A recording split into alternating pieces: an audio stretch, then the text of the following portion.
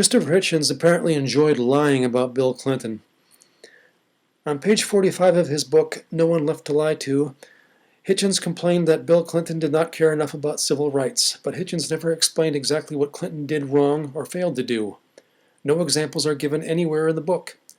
Was Hitchens really so dim-witted that he couldn't see that such a vague complaint is worthless? When did Clinton ever fail to fight discrimination? When did he ever fail to defend voting rights? Hitchens had no examples. All he had was hot air. Then on page 47 of No One Left to Lie To, Hitchens said some anonymous person told him once that Clinton signed the welfare reform bill, which Hitchens and many liberals thought was horrible, even though he was not the least bit worried that failure to sign it might cause him to lose the 1996 presidential election. Now, John F. Harris, a prominent journalist, has told the story of Clinton's decision to sign that welfare reform bill. You can read about it on pages 230 to 239 of Harris's book, The Survivor, Bill Clinton in the White House. Clinton had already vetoed 2 welfare reform bills that Congress had passed on the grounds that they were too harsh. He said he wasn't afraid that vetoing the 3rd bill would hurt him in the 1996 election, but I wonder if that was just bravado. After all, if the president goes around saying, "If I veto this bill, I'll probably be defeated for re-election," that may discourage donors and thus turn into a self-fulfilling prophecy, so no president does that. We know that Dick Morris, Clinton's top political strategist, told Clinton that polling showed that if he vetoed the 3rd welfare reform bill, his re-election campaign would be in serious trouble. We know that Hillary Clinton was worried about that too. Finally, we know that Clinton admitted he was worried that a 3rd veto would seriously hurt the re-election chances of many congressional Democrats.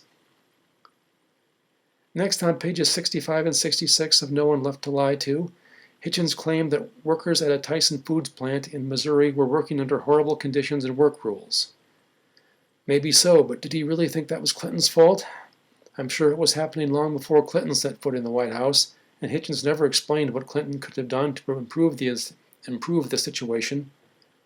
He has to have cooperation from Congress in order to do anything, and that is far from easy to get. Why didn't Hitchens interview a few of the liberals in Congress and ask why they hadn't introduced a bill to improve working conditions in slaughterhouses? That's the obvious question to ask, and it is just as obvious that Hitchens didn't ask that question because the liberal members of Congress would have either told him that it wasn't a major problem and they didn't want to spend their time on it, or else they would have said that there was a clear majority in Congress that opposed any change, and therefore introducing such a bill would have been nothing but a waste of time. Either way, it definitely was not Bill Clinton's fault. Of course, if Tyson Foods is doing such a horrible thing, one could boycott Tyson Foods. Maybe Hitchens thought Clinton should have been urging people to do that. But of course, the liberals in Congress could have done that too. Did Paul Wellstone, Barbara Boxer, Pat Moynihan, Ted Kennedy, and Barbara Mikulski ever urge people to boycott Tyson Foods? Not that I ever heard. Look at the index of Ralph Nader's book about his 2000 campaign, Crashing the Party, and you will see that Nader never even mentions Tyson Foods. If things are so awful there, why wasn't Hitchens' friend Ralph Nader advocating a boycott? If Hitchens had really wanted to get to the bottom of this, he would have asked the liberals about it, but apparently he never bothered. He didn't care. Next, on page 69 of No One Left to Lie To, Hitchens complained that arrests for nonviolent drug offenses rose drastically in Clinton's first 3 years as president. He didn't say those arrests were made by federal agents. If the arrests were made by state and local police, how is that Clinton's fault? Clinton, as president, had no authority over state and local police. And even if it was done by federal agents, isn't it bad to deal and possess heroin, cocaine, amphetamines, angel dust, and LSD? Hitchens never explained what he thought should have been done instead. Did he just want to legalize all those substances? Maybe he should have read Joe McGinnis's book Fatal Vision about the twists and turns in the case of Dr. Jeffrey MacDonald, an Army doctor who was convicted of stabbing his wife and daughters to death. McGinnis concludes that MacDonald is guilty and probably committed this senseless crime because he was high on amphetamines at the time. Did Hitchens think that was no big deal? Hitchens went on to say that in the war on drugs, quote, "to be suspected is to be guilty," unquote.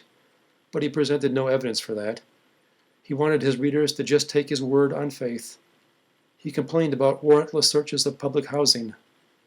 I remember the controversy over that. The federal government was fighting drugs by searching people's apartments and public housing projects without getting a warrant first, on the grounds that if you decide to live in public housing, you are automatically agreeing to such searches.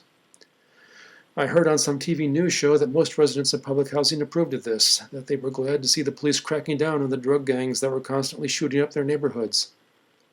But Hitchens didn't care what normal people wanted. His goal was to protect the murderers. If innocent people got shot in the crossfire when the drug dealers started shooting at each other, Hitchens just shrugged and went back to ranting about how awful he thought warrantless searches are. Next, on page 69 of No One Left to Lie To, Hitchens said Clinton enacted terrible, quote, crime and terrorism statutes, unquote. He didn't say what those were or what was so horrible about them. Was he really such a dimwit that he couldn't see that he had to do that if he wanted to convince anybody? Then he said it was Clinton's fault that prosecutors in the United States sometimes ask for the death penalty when minors commit crimes. But he didn't say that was Clinton's fault either, and he didn't give one single example of Clinton causing it. For better or for worse, I think it is obvious that by appointing liberals to the Supreme Court, Clinton was bringing us closer to the day when it would be unconstitutional for minors to receive death sentences. But Hitchens never mentions that. In conclusion, one just has to feel amazed at what a liar Christopher Hitchens was.